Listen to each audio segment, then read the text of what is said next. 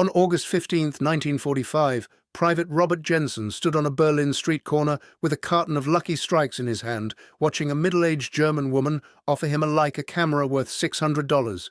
She wanted cigarettes. Just cigarettes. 20 packs. 200 cigarettes that Jensen had purchased at the post exchange for 50 cents. The camera was real. The desperation in her eyes was real. The economic collapse that had turned tobacco into the most valuable currency in Germany was so complete, so total, that American soldiers were getting rich simply by walking to the PX and walking back. Jensen had been in Berlin for 3 weeks. He was 19 years old. He had arrived expecting to occupy a defeated enemy. What he found was an economy so thoroughly destroyed that money had stopped working. The Reichsmark, official currency of Nazi Germany, was worthless. Germans would not accept it for food. They would not accept it for shelter. They would not trade real goods for paper that represented nothing. But they would trade anything for American cigarettes, cameras, watches, jewelry, furniture, family heirlooms, sexual favors. Everything had a cigarette price. The woman with the Leica camera waited. Jensen looked at the cigarettes in his hand. He had purchased this carton 30 minutes ago for 50 cents. At current black market rates, he could sell individual cigarettes for 6 to 20 Reichsmarks each. A pack of 20 cigarettes brought 300 Reichsmarks. Some packs, particularly Chesterfields, sold for as much as 85 Reichsmarks per pack in southern Germany. In Berlin, prices doubled. 170 Reichsmarks per pack, 3,400 Reichsmarks for a carton. The woman was offering the camera for 20 packs, 4,000 Reichsmarks worth of cigarettes for a camera worth 12,000 Reichsmarks at pre-war prices. But that was irrelevant. Reichsmarks did not matter anymore. Only cigarettes mattered. Jensen had 2 choices. He could sell the cigarettes individually on the black market and make the equivalent of $100, or he could trade the carton for the camera, ship it home to the United States, and sell it for $600. The woman knew the math. She knew what she was offering. She was not stupid. She was starving. Jensen took the camera. If you're enjoying this deep dive into the story, hit the subscribe button and let us know in the comments from where in the world you are watching from today. The transformation of cigarettes into currency had not happened overnight. It had been building since before the war ended.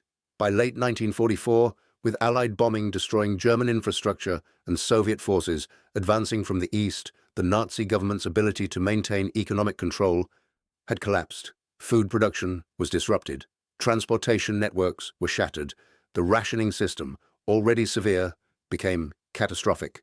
Official rations in German cities by winter 1944 to 45 provided 1,670 calories per day. In practice, with distribution networks failing, actual consumption was 1,200 to 1,400 calories. In some areas experiencing siege conditions, it dropped to 800 to 1,000 calories. People starved, not metaphorically, literally. Germans died of malnutrition in increasing numbers through winter 1945. The official currency system collapsed alongside the food system. The Nazi government had printed money throughout the war to finance military operations. By May 1945, when Germany surrendered, the money supply had increased from 56.4 billion Reichsmarks in 1938 to approximately 300 billion Reichsmarks. Inflation was not just severe, it was terminal. The Reichsmark had depreciated from 2.5 Reichsmarks per US dollar in 1939 to 10 Reichsmarks per dollar by war's end. After VE Day in May 1945, the value decreased to 200 Reichsmarks per dollar. Money was abundant. Goods were scarce. The combination was toxic. The German economy did not adjust prices. It abandoned prices. Official government policy maintained price freezes. A loaf of bread was still supposed to cost the official price, but bread was not available at any price in official markets. What little bread existed sold on black markets for prices 100 times higher than official rates. German civilians faced a choice: starve while holding worthless paper currency, or trade whatever they possessed for things they could eat. The black market was not a criminal deviation from normal economic activity. The black market was the economy, and the currency of that economy was cigarettes. The transformation of cigarettes into money had begun during the war itself. In concentration camps and prisoner of war camps, cigarettes had served as currency for years. Stefan Kosinski, Auschwitz survivor, did not smoke, but he always kept a stock of cigarettes.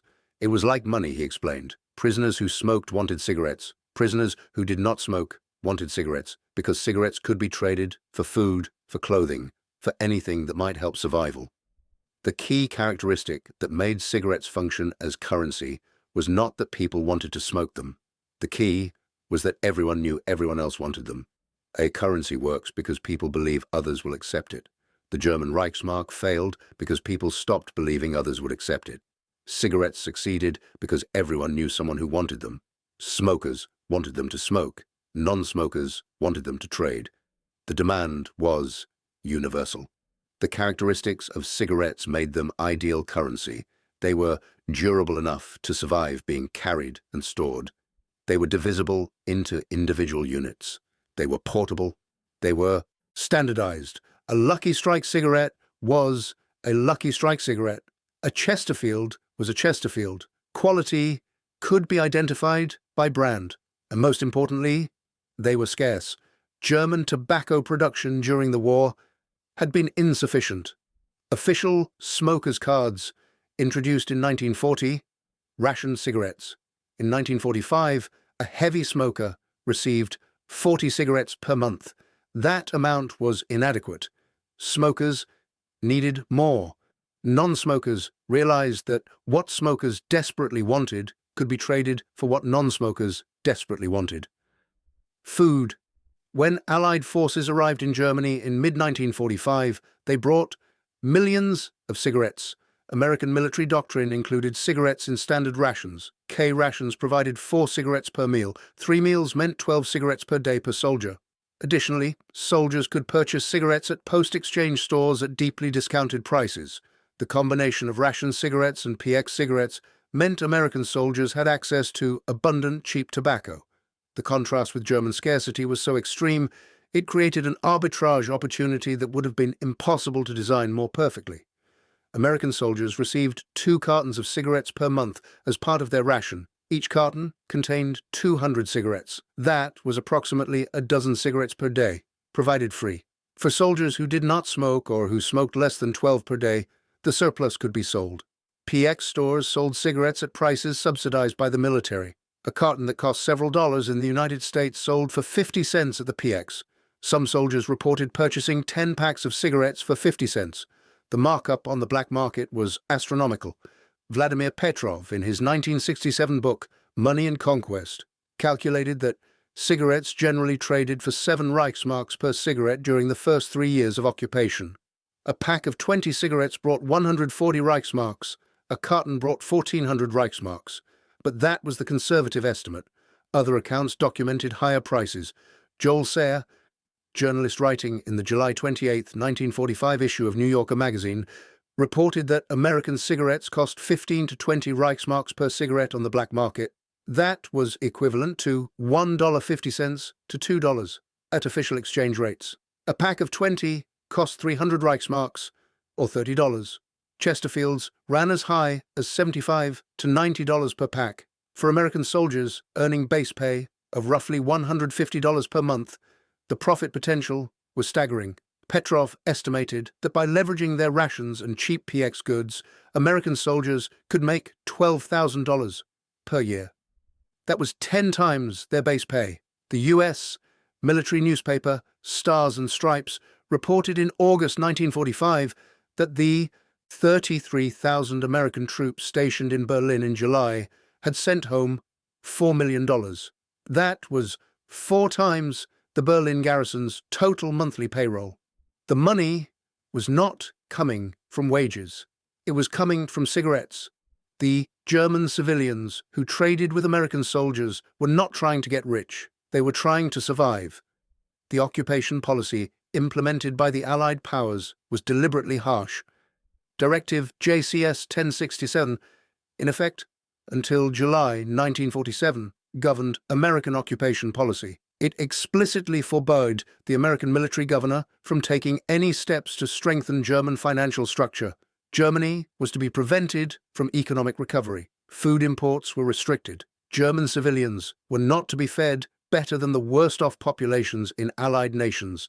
This policy, rooted in the Morgenthau Plan and its modified successor, assumed that keeping Germans in ruinous condition would prevent future German aggression. The reality was mass suffering. Allied currency policy made everything worse. The Reichsmark continued to circulate. Allied military currency, printed in the United States, was introduced alongside it. For German civilians, 1 Allied mark equaled 1 Reichsmark. But the exchange rate meant nothing when goods were unavailable at any official price. The black market set real prices, and black market prices were denominated in cigarettes. By summer 1945, the black market in Berlin was in full operation. The Tiergarten, remnant of one of Berlin's largest parks in the shadow of the burned-out Reichstag and Brandenburg Gate, became Berlin's largest and best-known black market. Russian soldiers mingled with American and British troops, with German civilians, with discharged German soldiers, with displaced persons. Everything was for sale. Cigarettes, chocolate, liquor, and small foodstuffs were the most easily disposable commodities. Watches and cameras were the most lucrative. But anything could be traded. For 30 packs of cigarettes, an American could buy a Leica camera. For 7 cartons, a radio. For 3 packs, a dog. A 1947 article in the Social Democratic newspaper Neue Zeit commented wryly that almost all the Americans in Berlin were now owners of these 3 distinguishing characteristics of the occupation of Germany. The scale of what cigarettes could buy was absurd. A 50-watt light bulb sold for 50 Reichsmarks on the black market. 2 pounds of coffee cost 800 to 1,500 Reichsmarks. A radio cost 3,000 Reichsmarks. 1 pack of American cigarettes, costing 50 cents at the PX, bought any of these items with change left over. But the real power of cigarettes was not in luxury goods. It was in necessities: food, clothing, shelter, the essentials of survival. Germans needed these things. They could not obtain them with Reichsmarks. They could obtain them with cigarettes. Urban Germans traveled to the countryside to buy food from farmers. The journeys required planning. Food was scarce, but available in rural areas where farms had survived the war relatively intact. But farmers would not accept worthless Reichsmarks. They wanted cigarettes, or they wanted goods that could be traded for cigarettes. The supply chain was elaborate. First, obtain cigarettes. German civilians obtained them by selling goods or services to American soldiers, or by gathering cigarette butts discarded by occupation troops. An entire class of Germans, called Kippensammlers, supported themselves by collecting cigarette butts and reworking them into new cigarettes. The butts were collected at cinemas, messes, soldiers' clubs, small factories open to manufacture cigarettes from the butt ends. The recycled cigarettes were inferior to fresh American cigarettes, but they were cigarettes. They could be smoked or traded. Once cigarettes were obtained, they could be taken to the countryside and traded for food. A German urban resident might sell a family heirloom to an American soldier for cigarettes. The American soldier paid in cigarettes purchased at the PX for 50 cents per carton. The German took those cigarettes to a farmer and traded them for potatoes, eggs, butter. The farmer, who had food but needed other goods, could then trade the cigarettes for something else he needed. Or the farmer could smoke them. The cigarette could circulate through multiple transactions before finally being consumed. Each transaction created value for the participants because the cigarette functioned as a medium of exchange that everyone accepted. The official German government could not stop this. Technically, all black market activity was illegal. Allied occupation authorities strictly forbade black market currency exchange, but the prohibition was unenforceable. Too many people depended on the black market for survival. Too many American soldiers were profiting. Too many transactions were happening in too many places. The military attempted to limit the damage. Army regulations prohibited American soldiers from engaging in black market activity. But the regulations were ignored. Officers and enlisted men participated openly. The fraternization ban, which had prohibited American soldiers from interacting with German civilians, collapsed in stages. In June 1945, General Eisenhower lifted the ban on American soldiers playing with children. In July, the general fraternization ban fell apart. In October, it was formally abolished, except for American soldiers marrying Germans or billeting in the same houses. The dissolution of fraternization restrictions effectively meant American soldiers had unlimited access to German civilians for commercial and personal purposes. One soldier, in late 1945, revealed that all the American soldier wanted in Europe was a good deal, a comfortable place to sleep, food at all times, a woman to do laundry and pressing for cigarettes or candy. No, army duty requiring labor and a chance to fraternize as often as possible. In Germany, the soldier stated, naturally, the American soldier finds the best deal. For 4 packages of cigarettes, an American soldier could hire a German orchestra for an entire evening. For cigarettes, German women would provide domestic services, laundry, cooking, cleaning. For more cigarettes, sexual services. The desperation was so complete that basic human dignity became a commodity priced in tobacco. The cigarette economy operated with remarkable price stability, considering the chaos of the period. Prices fluctuated, but not wildly. A 1947 source reported that a pack of cigarettes in South Germany cost 85 Reichsmarks. In Berlin, double that amount, 170 Reichsmarks per pack. Eyewitnesses noted that cigarettes held their value well. Cigarette prices were far more stable than the 2 official currencies, the Reichsmark and Allied marks. This price stability indicated that cigarettes were functioning as real money. Their value was determined by supply and demand, not by government decree. The supply was limited by how many cigarettes American soldiers could provide. The demand was essentially unlimited because everyone needed something and cigarettes could buy anything. German prisoners of war held in the United States experienced the same cigarette economy in reverse. Under Geneva Convention rules, German prisoners received the same rations as American soldiers, approximately 3,200 calories per day. The rations included cigarettes. German prisoners gained weight in American captivity. One prisoner recalled weighing 128 pounds at capture and 185 pounds after 2 years as a prisoner, gaining 57 pounds. He said he had gotten so fat you could no longer see his eyes. Another prisoner gained similar weight, stating later that the food was so abundant it seemed sinful compared to what German civilians were eating back home.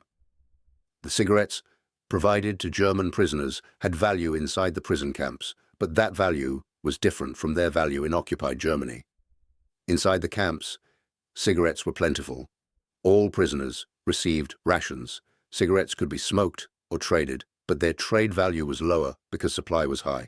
Back in Germany, cigarettes were scarce and demand was desperate. The price difference reflected the fundamental economic principle that scarcity creates value.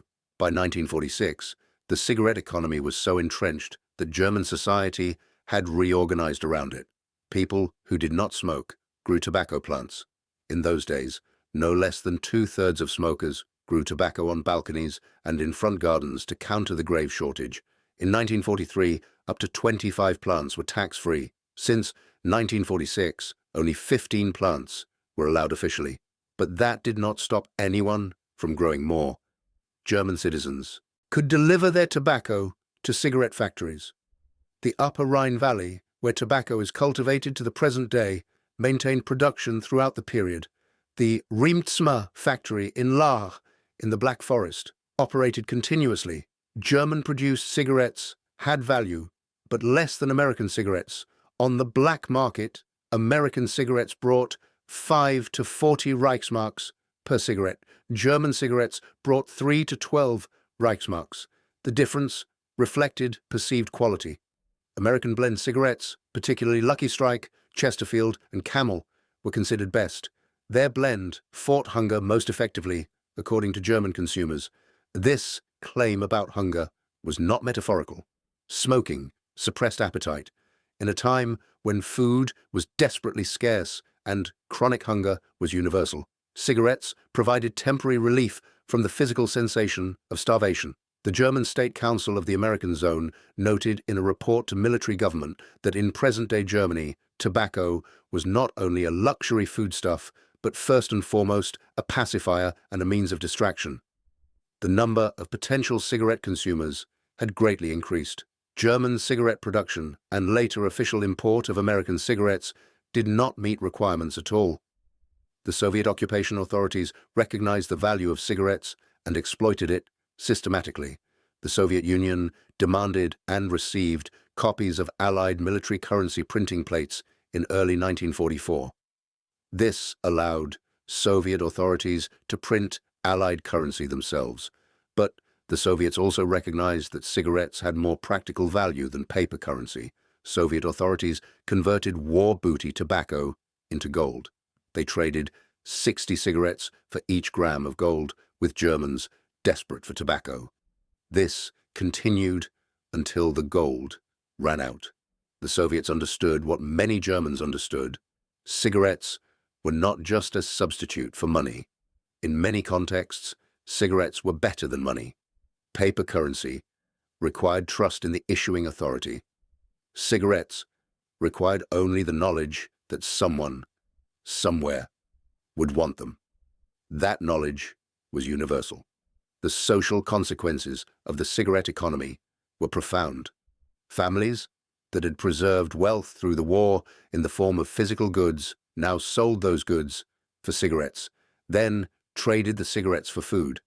Multi-generational accumulations of property, heirlooms, jewelry, art disappeared into the hands of American soldiers who shipped them home. The transfer of wealth was not just from Germans to Americans. It was a transfer from older Germans who possessed goods from before the war to younger Germans who had access to American soldiers. Young German women who could trade sexual favors for cigarettes had economic power that older German women did not. Young German men who could work for American occupation forces had access to cigarettes that unemployed older German men lacked. Traditional social hierarchies inverted. A German professor who had status before the war had no more access to food than anyone else unless he had cigarettes. A young woman willing to trade sexual favors had more economic power than a professor with a lifetime of education. The currency, by virtue of being based on access to American soldiers rather than on pre-war social position, created new winners and losers. The moral degradation was noted by Germans and by American observers alike. Dorothea von Schwanenflügel-Lawson recorded in her book that laughter was not rationed, suggesting that humor was one of the few things that remained abundant. But she also documented the desperation. People traded everything for food, dignity, morality, family heritage. All became negotiable when survival was at stake. American soldiers were not universally exploitative. Many soldiers felt uncomfortable with the situation. They recognized that German desperation was being leveraged for profit. But the system was so firmly established and the profit potential so large that participation was common, even among those who found it distasteful. The military attempted to impose controls. Army commanders created organizations to investigate soldiers who ordered excessive cigarettes from the United States. If a soldier ordered 100 cartons per week from the States at $1 per carton, investigators might inquire whether the soldier was really such a heavy smoker. But investigators were too busy to pursue small-scale operations. 20 cartons per month was small enough to avoid scrutiny.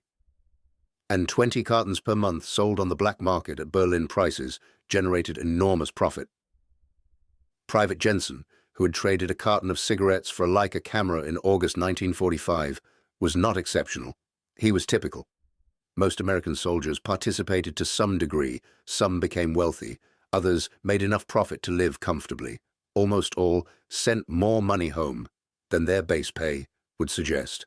The remittances from Berlin alone, $4 million in July 1945 from 33,000 troops, demonstrated the scale. The most elaborate operations involved cooperation between American soldiers and German or international racketeers. The racketeer would start with one Leica camera. He would trade it to a soldier for 5,000 cigarettes. The soldier would export the camera to the United States, where someone would sell it for $600. That $600 brought back to Germany could buy 134,000 cigarettes at PX prices. Those 134,000 cigarettes could buy 27 Leica cameras on the black market. The exponential growth was limited only by the soldiers' ability to move goods out of Germany and currency back in. Most people on the post-war black market were not trying to get rich, they were trying to survive. But some people were trying to get rich, and some succeeded. The cigarette economy could not last forever. Two fundamental problems were unsolvable within the system. First, the German economy was producing nothing. All economic activity was redistributive, not productive. Germans sold possessions for cigarettes and bought food with cigarettes. Farmers sold food for cigarettes and bought goods with cigarettes. But no one was producing new goods. The stock of cameras, watches, jewelry, furniture, and other tradable items was finite. Eventually, Germans would run out of things to sell. Second, the Allied occupation could not continue indefinitely with a non-functional currency system. The German economy needed to restart, production needed to resume, trade needed to flow. None of that could happen while cigarettes served as currency and official money was worthless. By May 1947, American occupation Governor General Lucius Clay announced that the food situation was so serious that essential supplies were reduced to a surplus of 3.5 weeks. The crisis forced recognition that Germany needed a functioning economy, not just an occupation. The solution came on June 20th, 1948. The Deutsche Mark was introduced. The old Reichsmark was exchanged at a rate of 10 Reichsmarks for 1 Deutsche Mark. All claims, debts, and obligations were scaled down in the same ratio. This single change, combined with the tireless efforts of Provisional German Economic Director Ludwig Erhard and his advisors, transformed the German economy overnight. Erhard, acting against orders, issued an edict on a Sunday abolishing many economic controls that had been originally implemented by the Nazis and which the Allies had not removed. He did this on Sunday because the offices of American, British, and French occupation authorities were closed that day. He was sure that if he had done it when they were open, they would have countermanded the order. The introduction of the Deutsche Mark and the elimination of price controls had immediate effect. By Monday, June 21st, the cigarette economy had disappeared. Goods that had been hoarded for months appeared in store windows. Shops that had been empty displayed merchandise. Farmers brought food to markets. Prices were set in Deutsche Marks. People accepted Deutsche Marks. The currency worked. The transformation was so rapid it became known as the German economic miracle. But the miracle was not that the Deutsche Mark suddenly created wealth. The miracle was that Germans had been willing to work, produce, and trade all along. They had simply refused to do so for worthless paper currency. When a currency appeared that people trusted, the economy restarted. The cigarette economy ended not because cigarettes lost value. Cigarettes still had value. People still smoked. But cigarettes lost their function as currency because an alternative currency existed that was more convenient. Deutsche Marks could be stored more easily. They were more precisely divisible. They were backed by an authority that was rebuilding the German economy rather than occupying a defeated enemy. If you find this story engaging, please take a moment to subscribe and enable notifications. It helps us continue producing in-depth content like this. The 3 years of cigarette currency in Germany, from 1945 to 1948, represented a complete economic system functioning without government oversight. No central bank controlled the supply of cigarettes, no government set cigarette prices, no legal authority enforced cigarette contracts. Yet, the system worked. It worked because cigarettes possessed the characteristics of good currency. They were scarce enough to have value, but available enough to facilitate transactions. They were divisible into units, small enough for minor purchases and large enough for major purchases. They were durable enough to survive circulation, but consumable enough that supply was constantly being reduced. They were standardized enough that quality could be verified, and portable enough that they could be easily transported. Most importantly, they were universally desired. The lessons from the cigarette economy remain relevant. Currency is not money because governments declare it to be money. Currency is money because people believe others will accept it. When that belief disappears, official currency becomes worthless, regardless of government backing. When an alternative medium of exchange emerges that people trust, it becomes the functional currency, regardless of legal status. The German Reichsmark was legal tender backed by military occupation authority, but Germans refused to use it because they did not trust it. Cigarettes were illegal as currency, banned by occupation authorities, but Germans used them because everyone accepted them. Legal status mattered less than practical utility. The American soldiers who profited from the cigarette economy were not exploiting a loophole in military regulations. They were participating in a functioning market that the official economy could not provide. The Germans who traded family heirlooms for cigarettes were not being irrational. They were responding rationally to economic conditions where traditional money had failed. The farmer who accepted cigarettes instead of Reichsmarks for food was not breaking the law. He was ensuring he could trade what he received for something he needed. The economic logic was sound, even when the situation was morally uncomfortable. The currency that works is the currency that facilitates exchange. In occupied Germany, from 1945 to 1948, that currency was cigarettes. The American soldiers who brought those cigarettes did not intend to become currency suppliers. They were simply carrying out military operations in an occupied country, but the intersection of American abundance and German scarcity created conditions where cigarettes became more valuable than gold. Private Robert Jensen, who traded 1 carton of cigarettes for 1 Leica camera in August 1945, later shipped the camera home to his family in Wisconsin. He continued trading cigarettes for cameras, watches, jewelry, and other goods throughout his time in Berlin. By the time he left Germany in February 1946, he had accumulated goods worth thousands of dollars. He was not prosecuted. He was not disciplined. He was not unusual. Jensen returned to the United States, sold the goods he had acquired, and used the money to attend college. He graduated in 1950, got married in 1951, worked as a mechanical engineer for 37 years, and retired in 1988. He died in 2006, at age 80. In interviews late in life, Jensen was asked about his time in Berlin and the cigarette economy. He stated that it seemed wrong at the time, and it seemed wrong in retrospect, but he also stated that everyone was doing it. The Germans needed cigarettes to survive.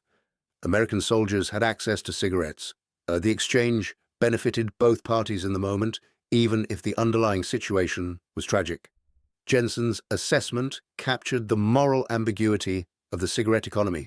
Both parties to each transaction were making choices that improved their immediate circumstances. The German woman who traded a family heirloom for cigarettes was choosing to eat. The American soldier who provided those cigarettes was choosing to profit. The exchange was voluntary. No force was involved. Yet the power imbalance was profound. The German had no alternative. The American had many alternatives. The exploitation was structural, not personal. The cigarette economy revealed fundamental truths about how economies function when government systems fail. People need to trade. When official money fails, people find alternatives. Those alternatives emerge from what is available and what is universally desired. In prisoner of war camps, during the war, cigarettes became currency. In occupied Germany after the war, cigarettes became currency. In both cases, the transformation was not planned. It emerged organically from the needs of people trying to survive in circumstances where normal economic systems had broken down. The American military presence in Germany was not designed to create a cigarette economy, but American military logistics, providing abundant cigarettes to American soldiers, combined with German economic collapse, providing desperate demand for any medium of exchange, created conditions where cigarettes became money. The interaction between American abundance and German scarcity defined not just the cigarette economy, but the entire relationship between occupier and occupied. Americans arrived in Germany with material wealth beyond anything Germans had seen. Food in quantities that seemed sinful, fuel for vehicles that moved faster than German horses, supplies of every kind in quantities that German logistics could never match, and cigarettes, millions of cigarettes. The cigarettes were never intended to be currency. They were intended to be consumed by American soldiers who smoked. But in the context of post-war Germany, they became the most valuable commodity in the country, more valuable than gold, because gold could not be easily traded for food, more valuable than the Reichsmark, because the Reichsmark was worthless, more valuable than any other good, because cigarettes uniquely combined portability, divisibility, durability, and universal desirability.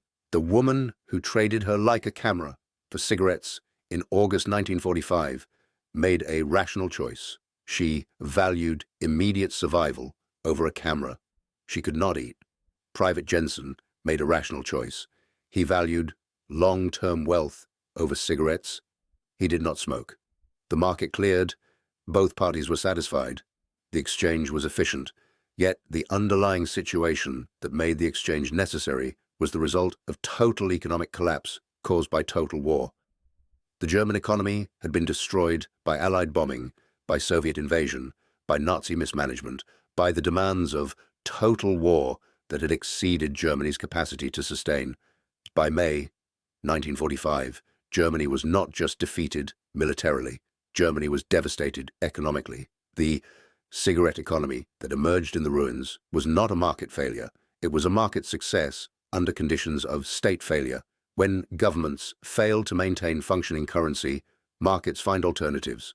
The alternative in post-war Germany was tobacco. The phenomenon was not unique to Germany. Throughout history, when official currencies have failed, alternative currencies have emerged.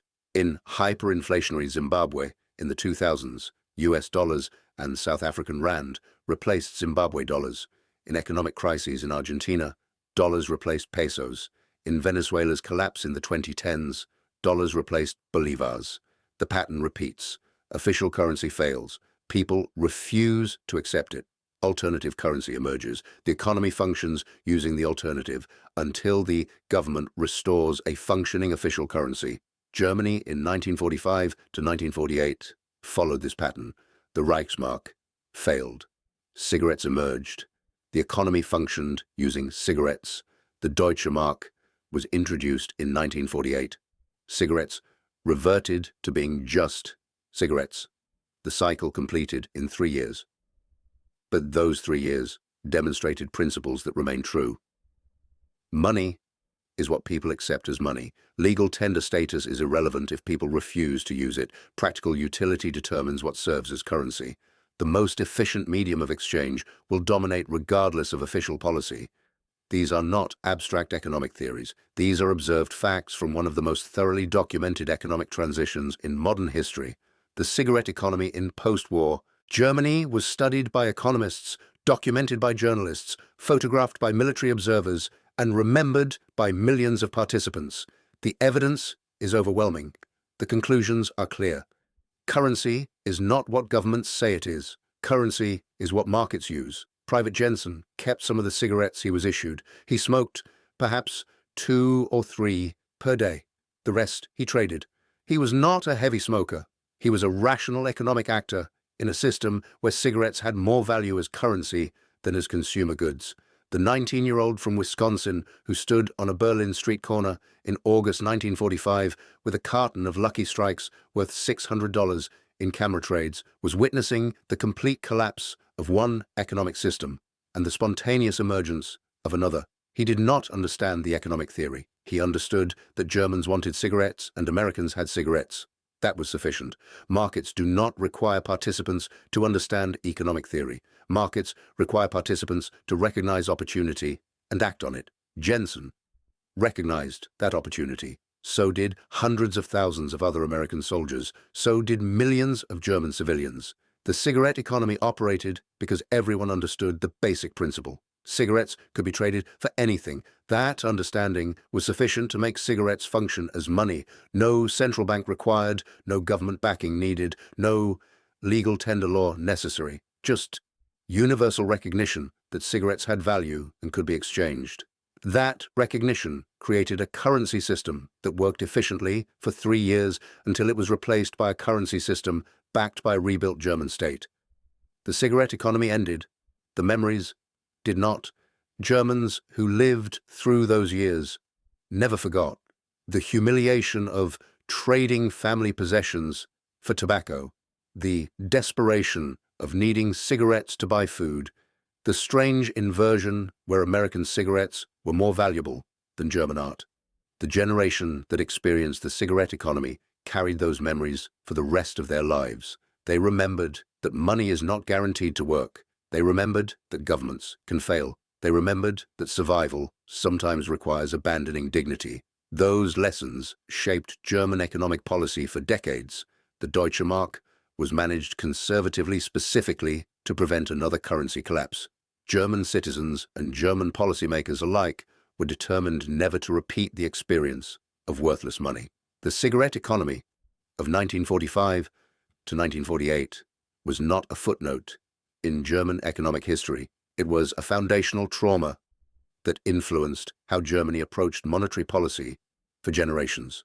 The fear of currency collapse, the determination to maintain sound money, the willingness to accept austerity, to preserve currency stability, all emerged from the experience of watching paper money become worthless and cigarettes become currency. That experience was not unique to Germany, but Germany's experience was uniquely well documented and uniquely influential on subsequent policy. The lesson was clear and remains clear. Maintain sound currency or watch it be replaced by whatever people trust more. In 1945, that was cigarettes. Today it might be something else. But the principle endures. Currency that people do not trust will not function. Currency that people do trust will function regardless of official status. The mechanics of the cigarette economy operated with surprising sophistication, despite being entirely unofficial. Exchange markets developed in predictable locations, near train stations where travelers gathered, in the Tiergarten and Alexanderplatz, in Berlin, in Frankfurt, Mainz, and other major cities. These were not hidden operations. They functioned openly. Military police were aware. Occupation authorities documented them, but enforcement was impossible because too many people depended on these markets for survival. The markets operated with informal but effective rules. Traders established reputations. Someone who provided genuine goods in exchange for genuine cigarettes could build repeat business. Someone who cheated, providing counterfeit goods or inferior cigarettes, would be excluded from future transactions. The enforcement mechanism was social, not legal.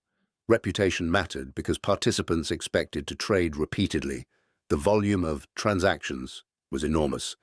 Estimates suggest that 50% of all transactions involving consumer goods in occupied Germany used barter or cigarette currency rather than official money. That percentage varied by region and by type of good. In rural areas, official currency retained more function because farmers had less access to cigarettes and less contact with occupation forces. In urban areas, especially Berlin, cigarette currency dominated completely. The American military eventually established official barter centers in some cities. Frankfurt received a sanctioned location where Germans could legally trade products. The intent was to channel black market activity into controlled venues where it could be monitored.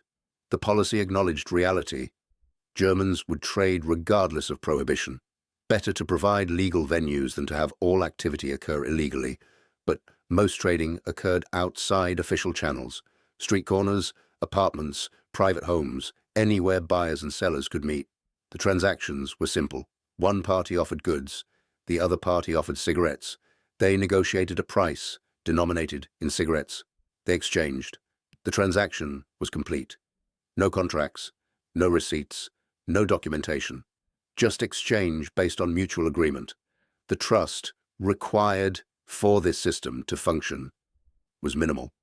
Cigarettes were inspected before exchange. Goods were examined before exchange. Both parties assessed what they were receiving before completing the transaction. The immediate nature of barter eliminated credit risk. No one worried about being paid later. Payment was simultaneous with goods transfer.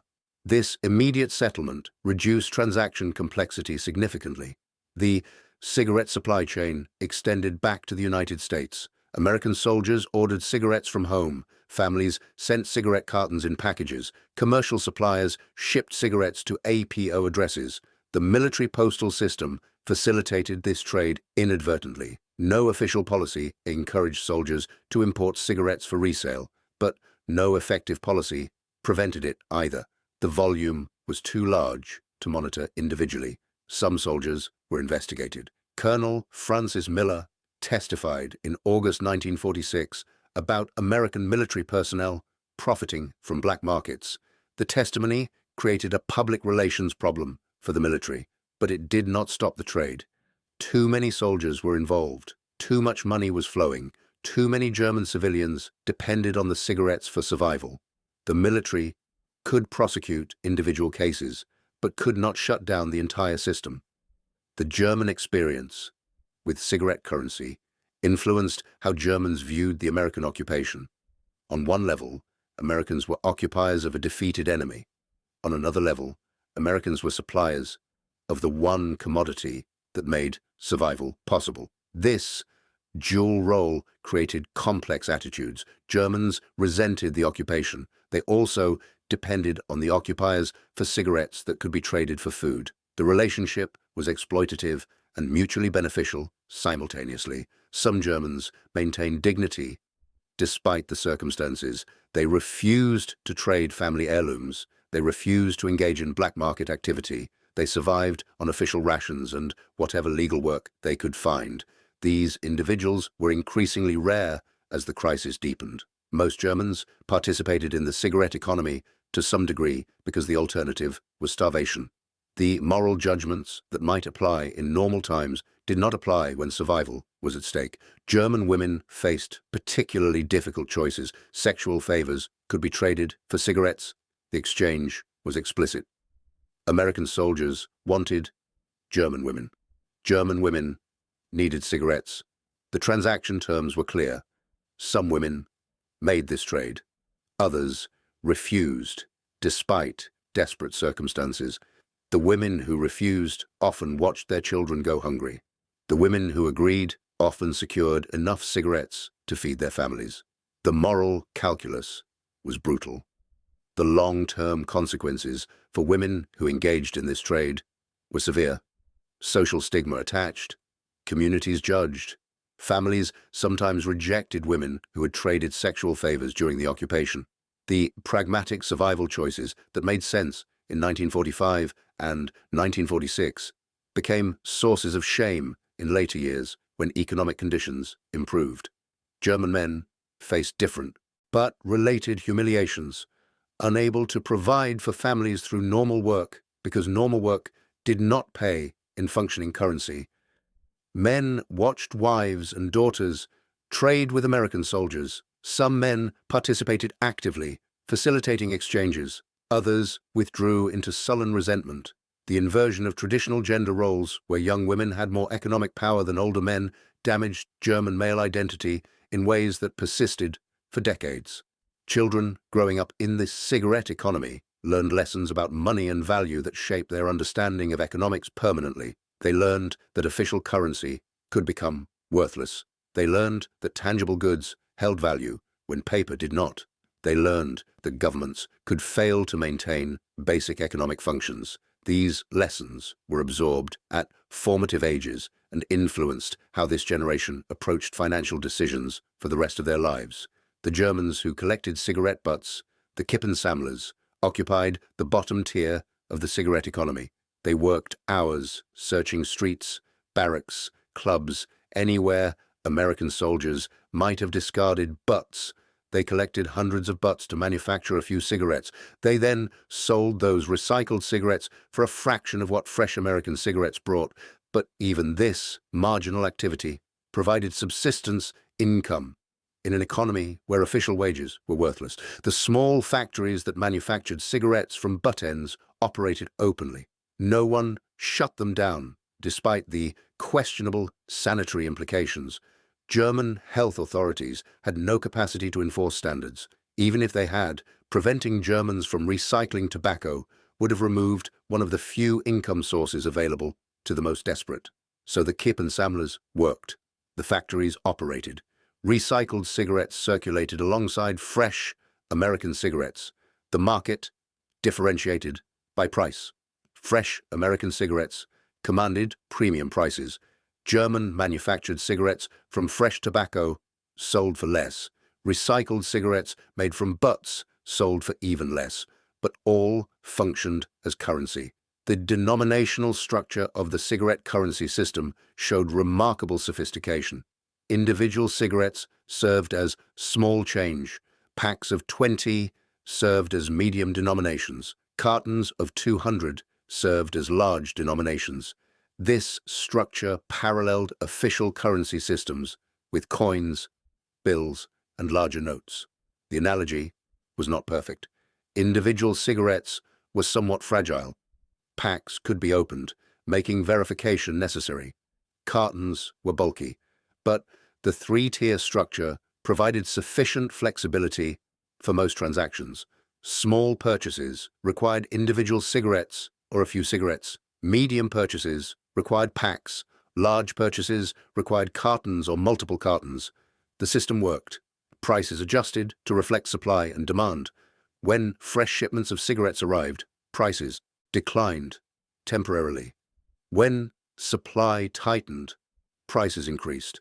The American command tried various strategies to limit black market activity without success.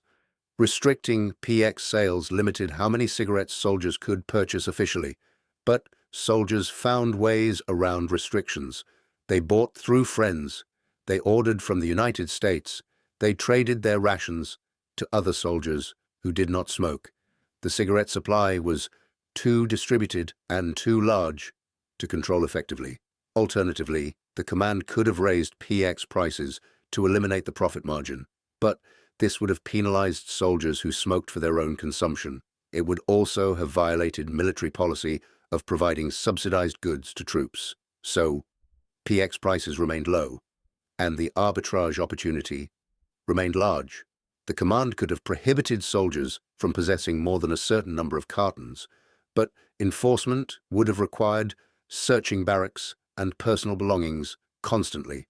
The manpower required was prohibitive, and such searches would have damaged morale among soldiers who had just won a war and expected some freedoms. So, possession limits were not enforced effectively. The command could have prohibited fraternization entirely, preventing soldiers from trading with Germans. But this policy had already been tried and failed. German civilians and American soldiers found ways to interact regardless of prohibition. The physical proximity made absolute separation impossible. So, fraternization bans were lifted. The fundamental problem was that the military was trying to prevent an economic phenomenon using military discipline. Economic incentives overwhelmed disciplinary deterrence. The profit potential from cigarette arbitrage was large enough that soldiers accepted the risk of punishment. The German need for cigarettes was desperate enough that Germans accepted the risk of engagement with occupation forces.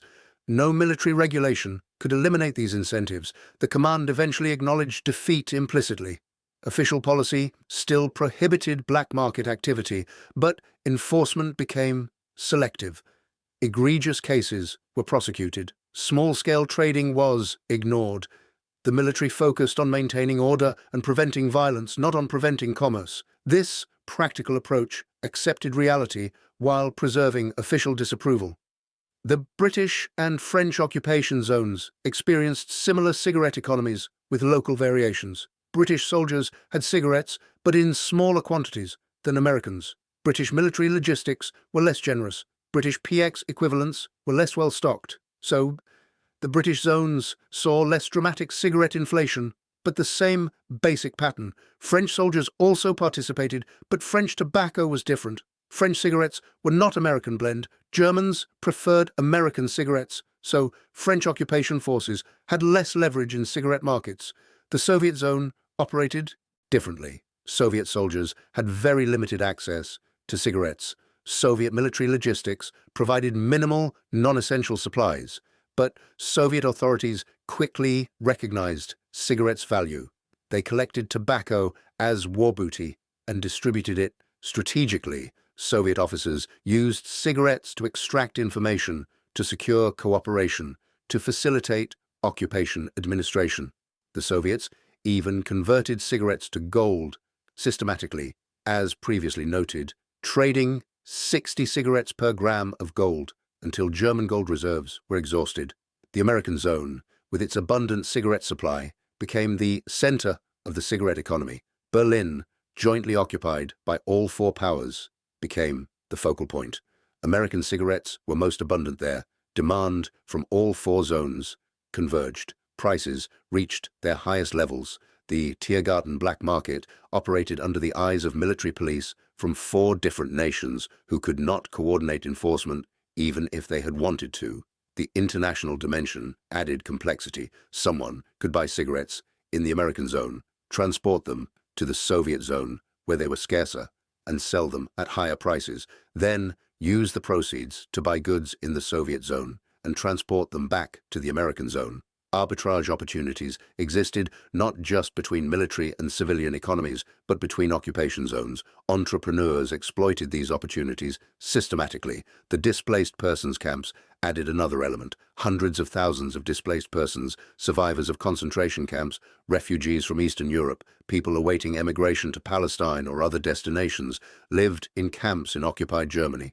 These populations had unique access to certain goods. Jewish displaced persons in particular had networks extending outside Germany. Some engaged in cigarette trading to finance emigration. Bergen-Belsen, the former concentration camp turned displaced persons camp, became known as a reloading point for cigarette contraband. According to customs investigations, this was not criminal profiteering. This was survivors of genocide using the one currency that worked to finance escape from Europe. The ethics of judging this activity harshly were questionable then, and are questionable now. American occupation policy gradually shifted from punishment to reconstruction. Directive JCS 1067, the harsh occupation policy, was replaced in July 1947 by Directive JCS 1779. The new policy recognized that an orderly, prosperous Europe required the economic contributions of a stable and productive Germany. Food aid increased. The Marshall Plan, beginning in 1948, shipped millions of tons of food to Europe, including Germany. The policy change reflected recognition that punishing Germany indefinitely was counterproductive. German economic recovery served Allied interests, rebuilding German infrastructure, restarting German industry, feeding German civilians, all advanced the goal of a stable Europe that would not spawn another war. The cigarette economy was symptom of failure. The currency reform in June 1948 was the cure. But the cure only worked because it was accompanied by policy changes that addressed underlying problems. Price controls were eliminated.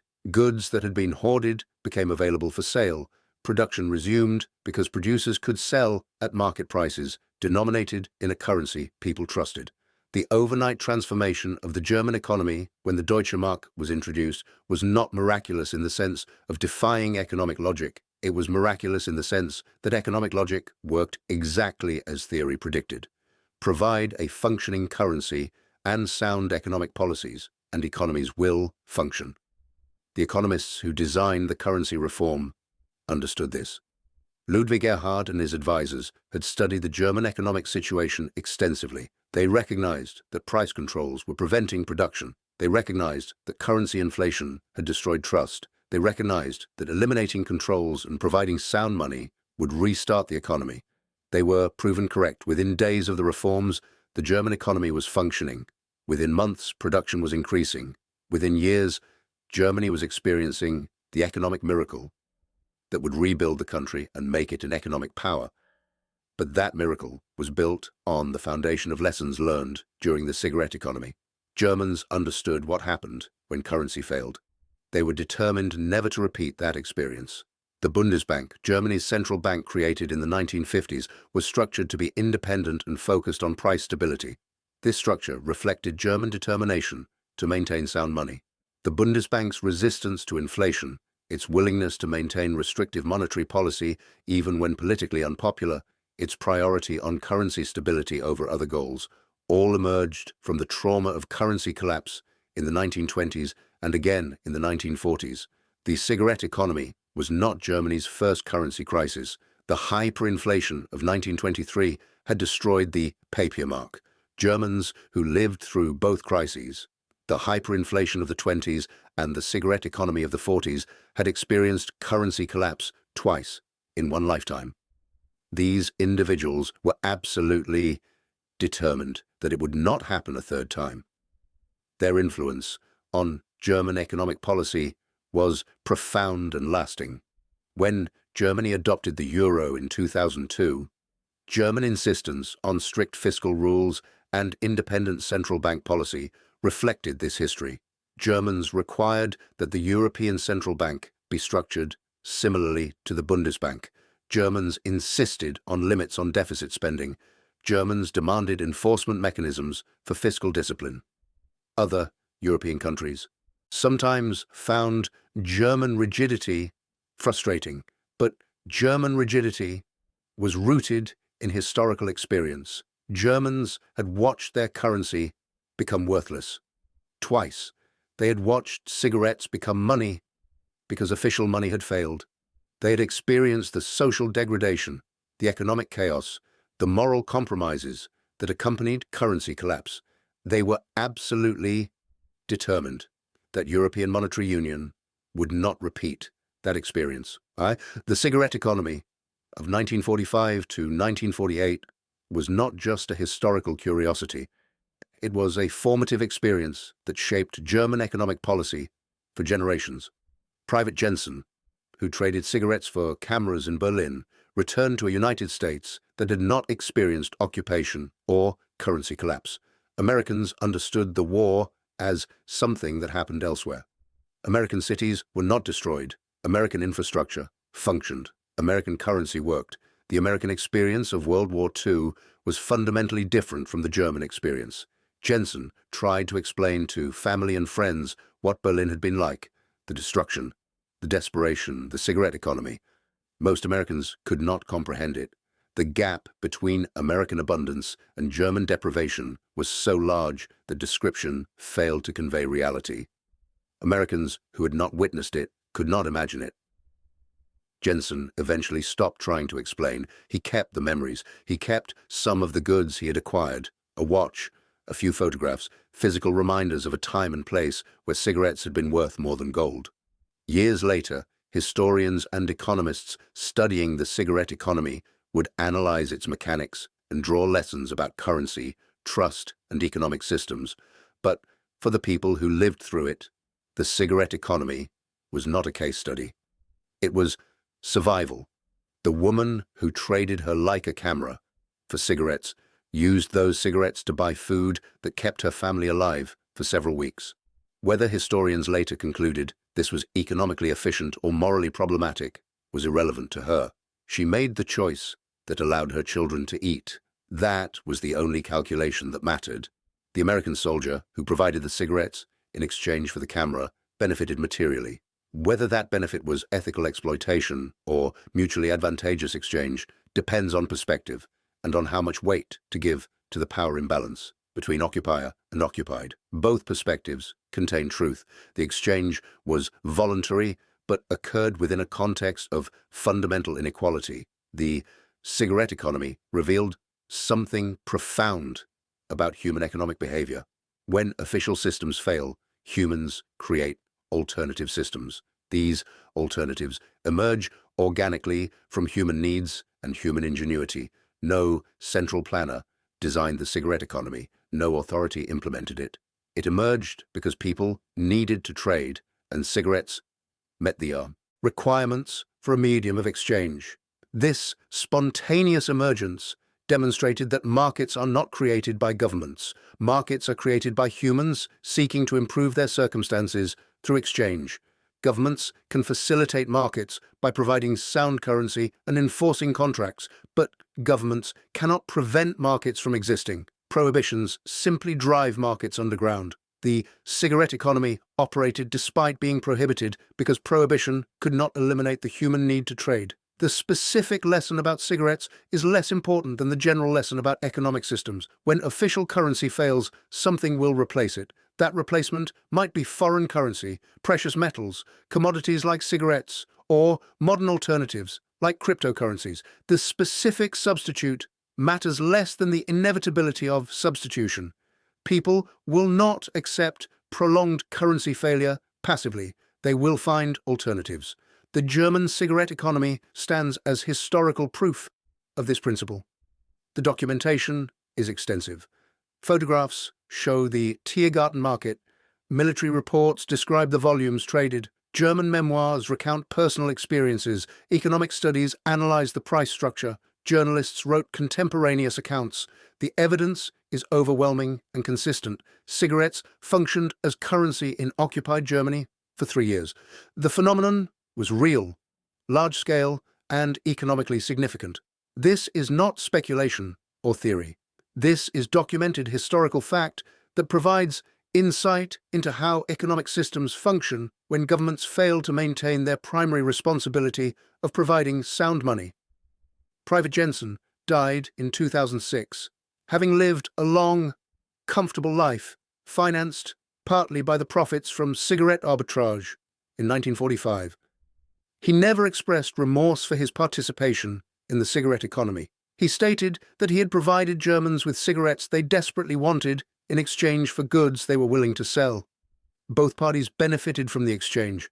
The underlying situation was tragic, but the individual transactions were mutually advantageous.